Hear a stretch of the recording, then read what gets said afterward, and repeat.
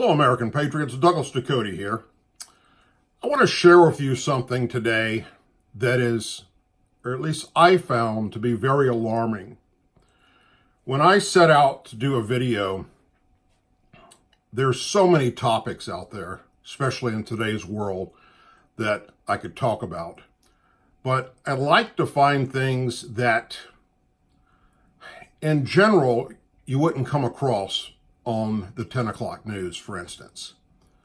Yet, it's so important that every news outlet should be talking about it and sharing it with you. And they don't. Primarily, I guess, because there's so many people out there that are trashing our president, that seems to get the most viewership. So, things like what I'm fixing to share with you just kind of go by the wayside. So, here we go. How many of you take medications on a regular basis? Me, for instance, and with most people as they age, they end up on some type of medications, whether it's for cholesterol or blood pressure, different types of heart medications, hypertension. There's all types, hundreds and hundreds, thousands of different reasons that we humans take medications to survive or to get well because of something that we've contracted. Maybe it's cancer. Maybe it's some other type disease. But we all, at some point in our life, will find ourselves having to rely on medications to continue to live. One of the biggest problems we have here in America is the cost of medications. We have greedy companies that like to jack up the cost of life-saving medications. That's nothing new. We've known that for a long time. President Trump has addressed this several times, and his administration is working to find a way to put an end to this so that everyone can afford life-saving drugs. When I lived out in California, I knew a lot of people, especially elderly people, that could not afford some of their medications. So every year, they would take a little mini vacation and they would go down to Mexico, across the border, where they would buy 6 months to a year's supply of their medications and bring them back to America because they couldn't afford the same medication right here in the U.S. Let me share this with you.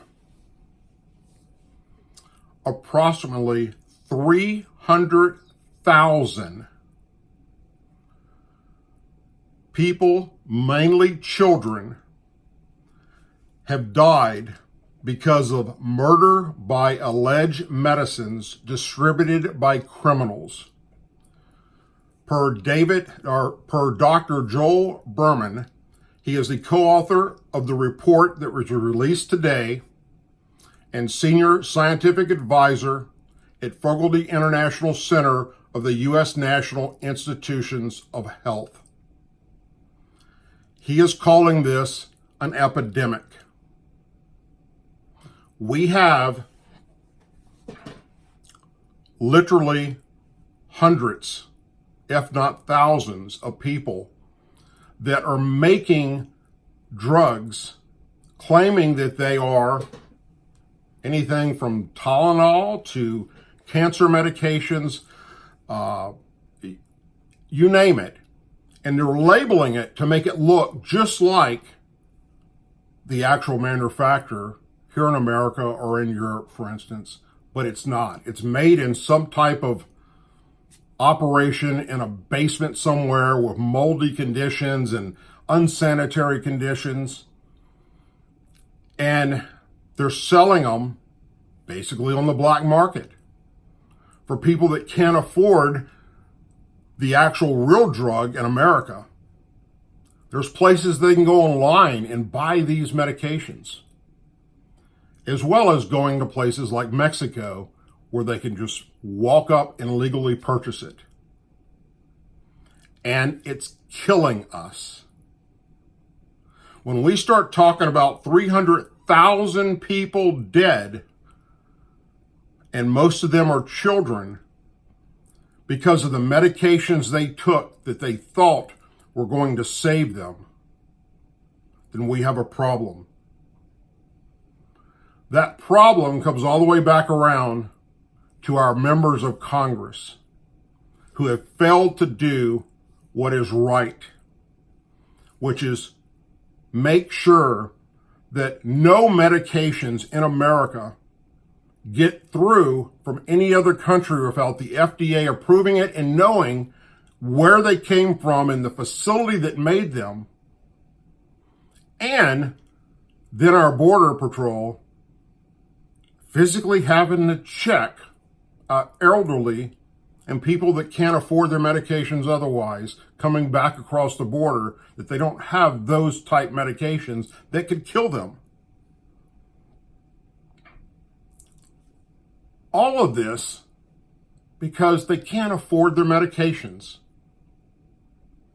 That is the fault of our Congress, both Democrats and Republicans. And it has to be addressed. It has to be fixed. It is one of many, many issues that we have here in America and across the globe for that matter, where people are dying for no reason at all. If you have an ailment and your doctor prescribes something to you and you go to CVS or Walgreens or Walmart or whatever, mom and pop drugstore, do a little bit of extra homework and verify with that company by contacting them. And the information will be right there on the bottle or the package.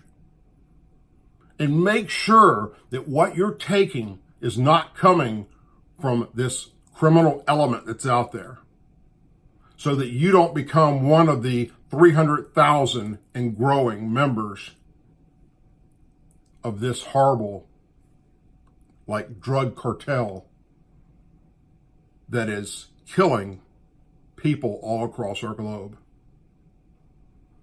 And the next thing you can do is you can reach out to your members of Congress for your district and tell them you want them to address this epidemic.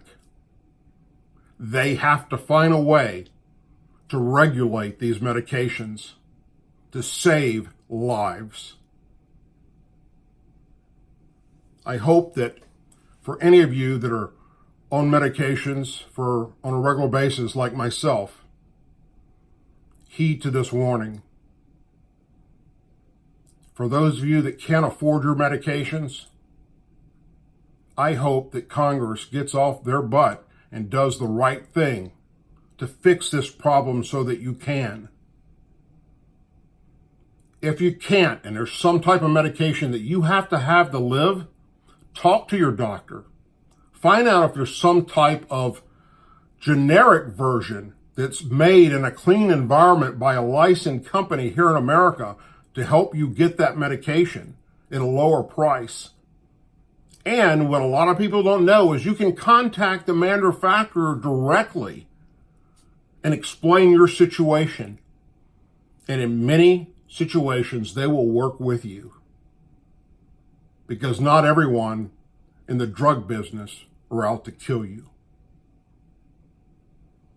I hope that this little bit of information helps you and that you share it with your family and friends. As always, please say a prayer for our men and women serving in the United States military, our veterans, our law enforcement officers, first responders, their families, our president, and our country. For now, I'm Douglas Ducote, and I'm out.